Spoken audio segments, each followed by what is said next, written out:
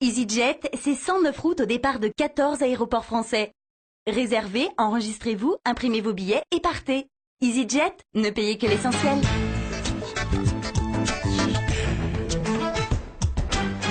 C'est presque de l'info, c'est la revue de Presque de Nicolas Canteloup.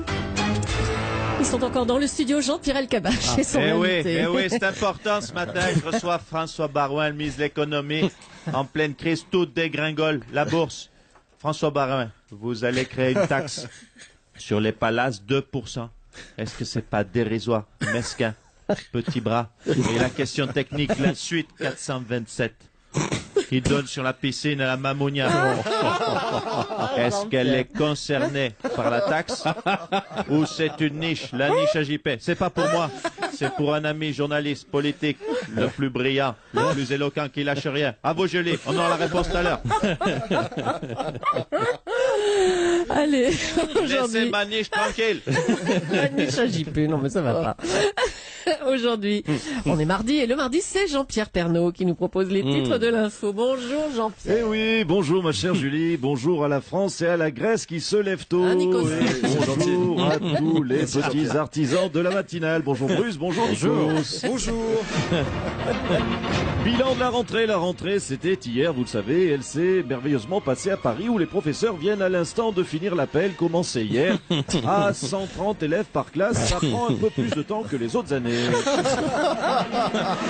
Rentrée des classes à Marseille, une belle rentrée puisqu'aucun décès d'enseignants n'est à signaler. Oh là là. Juste des blessés légers par jet de compas, règles et autres fourchettes après la cantine.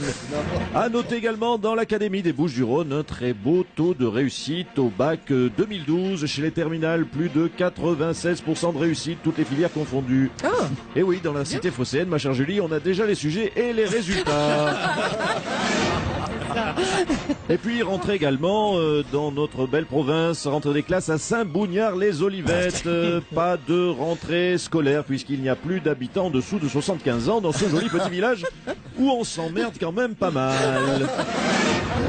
Et puis super cagnotte de l'euro million. Ce soir, 126 millions d'euros sont en jeu. Rappelons que le FMI et la Banque centrale américaine ont obligé Nicolas Sarkozy à jouer à l'euro million. Car si la France ne remporte pas ses 126 millions, elle risque de perdre son triple A. Et oui, information confirmée par François Barouin. Et puis rentrée des classes encore. Une rentrée marquée sur le signe des 16 000 suppressions de postes, mais qui devrait ne rien changer du tout pour les élèves, enfin à condition que ça ne les dérange pas d'avoir des cours de philo tenus aussi par des professeurs de sport. On écoute ça tout de suite.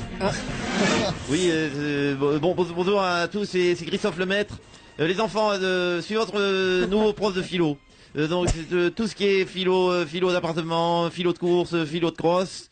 Alors, interro surprise. La place de l'art, est-ce qu'elle est-elle dans l'art? Voilà, vous avez 1 minute 30. Allez, top, vite. Être en prof de philo, il est pas prêt encore. Hein. Allez, autre chose. Dimanche, Carla Bruni était l'invitée de l'émission 7 à 8 de TF1. Alors tout de suite, l'analyse de Jean-Michel Apathy. Oui, c'est Jean-Michel Apathy, RTL Le Monde. Ça vaut quoi ce genre d'interview? Vous voulez que je vous dise ça vaut quoi? Ça vaut rien. Carla Bruni, avec un ventre tellement gros qu'on aurait dit Bruce Toussaint ou la bosse de Raphaël. Mais si, elle est venue nous expliquer qu'elle ne mettra jamais son enfant en avant. Et qu'est-ce qu'elle est en train de faire? Qu'est-ce qu'elle est en train de faire avec son gros ventre si ce n'est pas le mettre en avant? On aurait versé une larme, mais si! On aurait versé une larme tellement c'était bien joué. Je peux vous dire qu'elle a fait des progrès depuis Woody Allen. Et vas-y qu'elle te balance quand même qu'elle ne connaît pas le sexe du bébé. Vas-y qu'elle espère que Nicolas Sarkozy, le président de la République, serait là le jour de l'accouchement, le tout noyé entre la corne de l'Afrique et les informations sur les cornes d'Arne Sinclair. Bien, moi j'ai fait mon analyse dans cette interview. Qu'est-ce que je retiens de cette interview? Rien. Oui, ça va. Alors on vous laisse. Hein. Allez, au revoir Jean-Michel Apathy. L'état de santé de Jacques Chirac est le grand sujet de l'actualité de ce début de semaine. Son bilan médical n'est pas bon. L'ancien président souffre d'absence, de trou de mémoire. Alain Juppé, une réaction? Oui, effectivement. Écoutez, c'est une très bonne nouvelle. Il va enfin pouvoir arrêter de balancer mon nom dans toutes les affaires. Je vais peut-être arrêter de recevoir à sa place. Vous avez géré le dossier libyen cet été avec succès, mais vous avez quand même eu le temps de partir en vacances. On a vu dans la presse une très belle photo de vous en maillot maillot de bain, monsieur Juppé. Alors là, je vois, ma chère Julie, que vous avez lu Paris Match. Ouais. Effectivement, j'étais en page centrale de ce magazine, comme naguère la Playmate de Playboy. Oui, bon, enfin, faut peut-être pas exagérer. Hein. Si. Si, vous l'avez vu, monsieur. Ah Toussaint. oui, Vous avez apprécié. attendez, magnifique. Ouais, écoutez, c'est une photo volée, prise à la plage. Je suis donc tel le nageur Camille Lacour. Telle une statue grecque, monsieur Lagasse. Évidemment. Confirmera. Une photo où je suis en maillot de bain, en monokini, en slip de bain, en calbute. Je n'ai pas peur des synonymes, vous savez. En tout cas, vous apprécierez au passage, au-delà de l'esthétisme réel de cette photo. Oh, mais ça suffit, là. Oh. C'est une magnifique métaphore de la situation financière qu'évoquait François Barouin et des ménages français. Je suis en slip comme eux. Alors c'est vrai, les chiffres du chômage augmentent, mais comme le dit la chanson, chômage gone, chômage gone. Chômage gone. Ah Oh oui. là là là là. Oui, on peut. Ah oui, Monsieur Toussaint, on peut annoncer des mauvaises nouvelles avec de l'humour. J'ai un côté Patrick Sébastien, Oui, Freddie Mercury, on repassera, hein, un pour ça. côté Jamel Allez. Debbouze. Bon, au revoir, monsieur Juppé. Au revoir. Football. Football ce soir, c'est Roumanie-France. Un match qui compte pour les éliminatoires 2012. Aimé Jacquet est avec nous. Bonjour, Aimé. Oui, bonjour. Alors, y a-t-il des tensions entre Samir Nasri et les autres joueurs? Dites-nous. Non, vous savez, je crois que chez les Bleus, il y a toutes sortes de joueurs. Hein. Il y a des jeunes joueurs, il y a des anciens joueurs, il y a des joueurs expérimentés également qui ont connu des branlées et qui peuvent faire profiter les jeunes joueurs de leur expérience de la branlée. Maintenant, pour ce qui est de Samir Nasri, Samir est un jeune joueur qui ne passe le ballon qu'aux joueurs qui l'apprécient. Et comme Samir n'aime pas Benzema, qui peut pas voir Ribéry, qu'il est jaloux de l'attaquant Loïc Rémy, c'est vrai que c'est compliqué de vaincre. Maintenant, il faut le reconnaître, il s'entend très bien avec le gardien Hugo Lloris. Donc ça oriente un petit peu, c'est vrai, le jeu vers l'arrière. Alors, Aimé, les Bleus jouent en Roumanie. Dites-nous, qu'est-ce qui est le plus difficile quand on joue contre la Roumanie, Aimé Jacquet? L'hôtel.